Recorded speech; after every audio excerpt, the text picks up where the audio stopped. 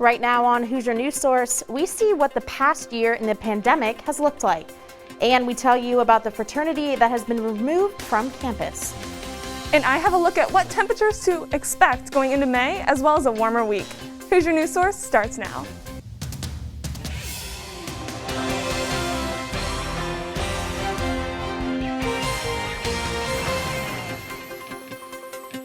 Hello and welcome to Hoosier News Source. I'm Meredith Struing.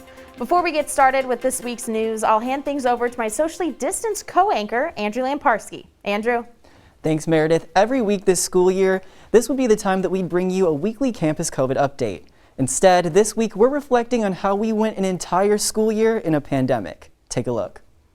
When we spoke to Caitlin Savage in August, she wasn't convinced that students would stay on campus for very long. Well, I haven't unpacked yet, But we caught up with her again, 35 weeks later, on campus. I'm really impressed with how IU handled it. I'm impressed that they were able to keep numbers down. The university built a robust mitigation testing program, testing around 20,000 students every week in Bloomington, week after week, releasing their results. We see an increase in tests, but a decrease in cases. Numbers are relatively low here at IU Bloomington. It's now the third week in a row that we've seen an increase in COVID-19 cases. The COVID-19 rates here on campus are low once again, the lowest it's been in weeks. Since July, the Bloomington campus has had nearly 8,500 cases, but since November, the positivity rate hasn't broken 1%. And I think we were one of the few colleges that actually didn't have a COVID outbreak, which is amazing. And at the end of March, all students became eligible for their COVID-19 vaccine. Dr. Erin Carroll, Director of Mitigation Testing for IU, says that's the key to getting back to normal. When can we go to parties? When can we not have to wear masks? When can we go to classes? When can we go to sporting events? When can we have a little 500 again?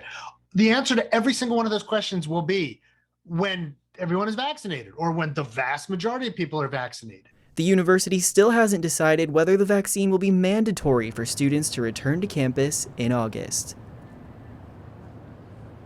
As of now, things should be a little more normal next semester. The university plans to have in-person classes this fall. It says it'll bring back fall break and a day off for Labor Day. Yet another fraternity is on suspension. The university suspended Sigma Pi for hazing, endangering others, dishonest conduct, and failure to comply with university and county directives. The fraternity can resume activities on campus in August of 2023. IU spokesperson Chuck Carney said the Sigma Pi executive director, the IU vice provost of student affairs, and the dean of students have all agreed to immediately close the chapter for the health and safety of the campus community. Earlier this month, a mass shooting at a FedEx facility in Indianapolis left 8 people dead.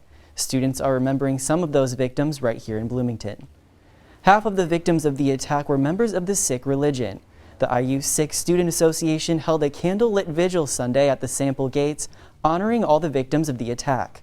Organizers of the vigil read the names of the victims and held a moment of silence. Several speakers raised concerns of America and gun violence, since this incident was the 147th mass shooting of 2021. We see these things happen every day, and we can't just sit by idly and let them happen. Things in our government need to change. We need to contact our elected officials, vote accordingly, and protest and just make it known that we cannot continue to have these acts of hate happen not only against the Sikh community, but against any community in this country. To show your support to those affected by the Indianapolis shooting, you can donate to the Sikh FedEx Victims Memorial Fund on GoFundMe.com. Caroline Klare has the latest on this week's warmer temperatures. Caroline? Thanks, Meredith. Not only do we have warmer temperatures this week, but also throughout May. So here I have our forecast for the entire month of May. So what we can expect in Bloomington going through the first part of this summer. So if you are relocating to the Seattle or Washington area, maybe a little bit cooler, but as we make our way through the majority of the continental U.S., we can expect some warmer than average temperatures, including here in Bloomington. And if you are going a little more southwest, we can expect some quite warmer temperatures than normal for this time of year. Now let's zoom in on Indiana to see how temperatures spread out this weekend. Quite a warm weekend as we start May here on Sunday, May 2nd. We can see some high 70s, maybe even in the 80s if we are in certain cities in Indiana, but overall, a beautiful weekend. And if we take a look at our extended forecast, we can see some more seasonable weather. So after some thunderstorms on Wednesday and Thursday, we can see a slight drop in temperatures, but it's not going to take long before these temperatures get back into the mid and upper 70s and bringing some more rain chances early next week. Get outside and enjoy your last week of classes. Andrew, back to you. Thanks, Caroline. Coming up on Hoosier News Source, learn how you can be involved in renaming a city landmark and hear IU students react to the verdict on Derek Chauvin's murder trial.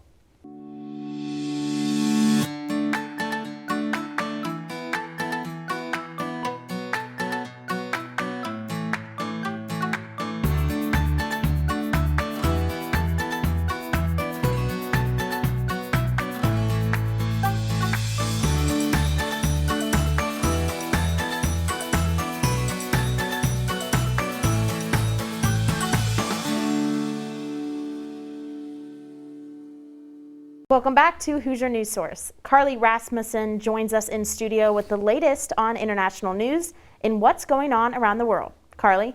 Thanks, Meredith. This week, India set the record for the most COVID-19 infections for the fourth consecutive day in a row.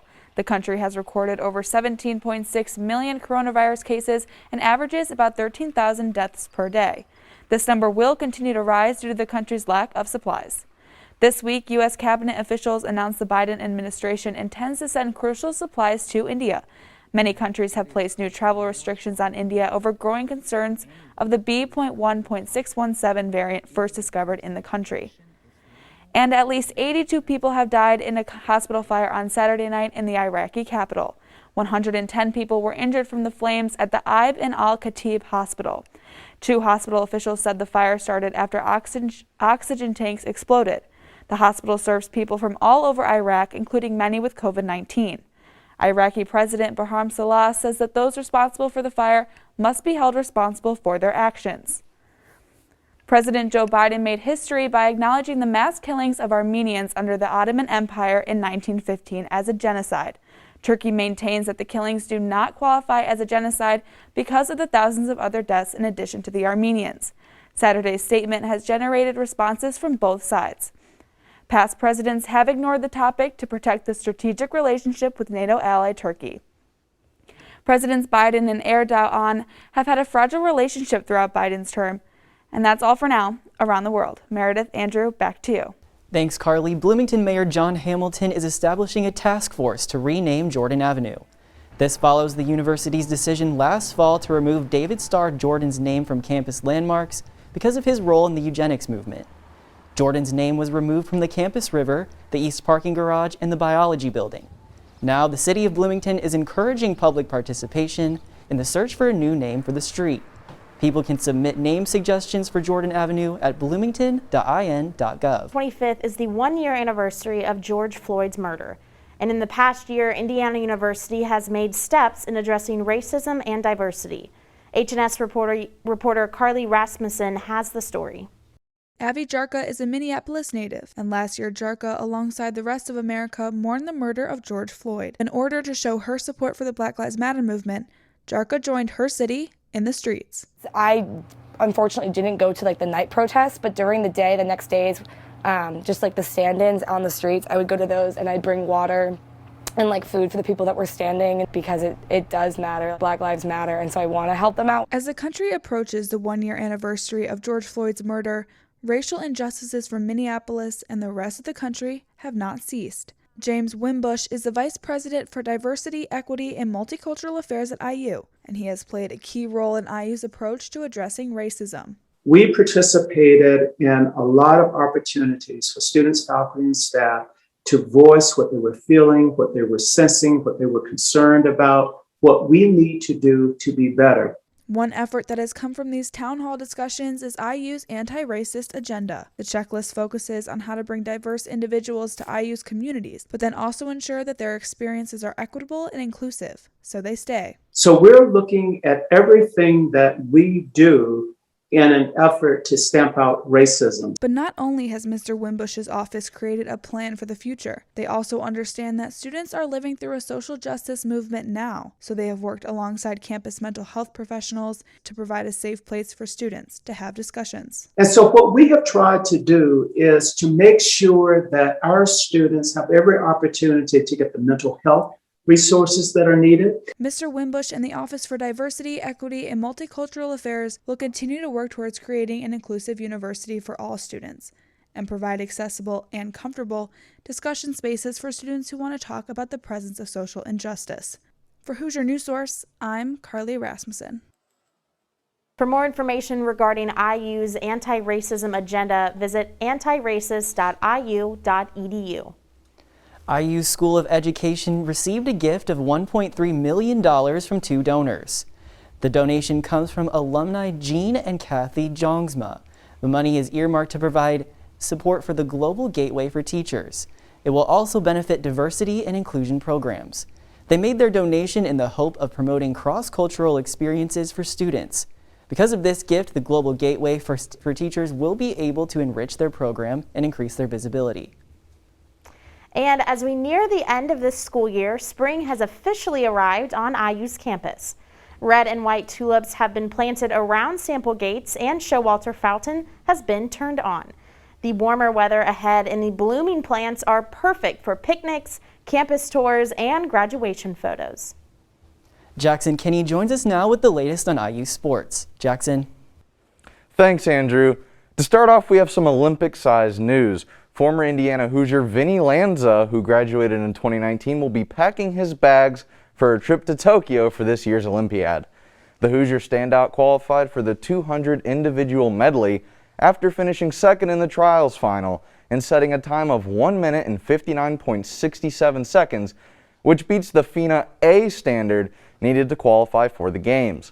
Over on the diamond, Indiana's Morgan Colopy was named Big Ten Freshman of the Week after helping lead his team to a dominant 3-game sweep over Minnesota last weekend. Colopy batted 7 for 13 with a .538 batting average with 2 doubles, a home run, and a whopping 8 RBIs while also crossing the plate 6 times himself. Up next for the baseball team is a home series against the Iowa Hawkeyes beginning this Friday. And finally, we head over to the gridiron for a family affair. Linebacker Dason McCullough, son of new running back coach Delland McCullough, had previously committed to the Ohio State Buckeyes. But on Sunday, he announced that he was no longer joining the Buckeyes, but rather coming to Indiana to play under his dad. In the process, he becomes the highest-ranked recruit the Hoosiers have ever had. But that's not all for the McCullough family, as Delland McCullough II announced on Saturday that he was transferring from Miami of Ohio to come play defensive back for the Hoosiers. And rounding it out, the third McCullough brother, Dea McCullough, a class of 2023 safety, had also previously committed to Indiana, making it to where the entire McCullough family will be all together here in Bloomington. And as always, for the most in-depth coverage of all of Hoosier athletics, tune into IUS TV's own Hoosier Sports Night each Friday. Meredith and Andrew, back to you. Thanks, Jackson, and thank you for watching this week's episode and this season of Hoosier News Source. As always, you can find us on Facebook, Instagram, and Twitter at IUS TV News. And stay tuned for more on the return of the IUS TV News Summer Series, where we'll keep you up to date even while students are away. For the last time on IUS TV News, I'm Andrew Lamparski. And I'm Meredith Struing. From Bloomington, Indiana, we'll see you next time.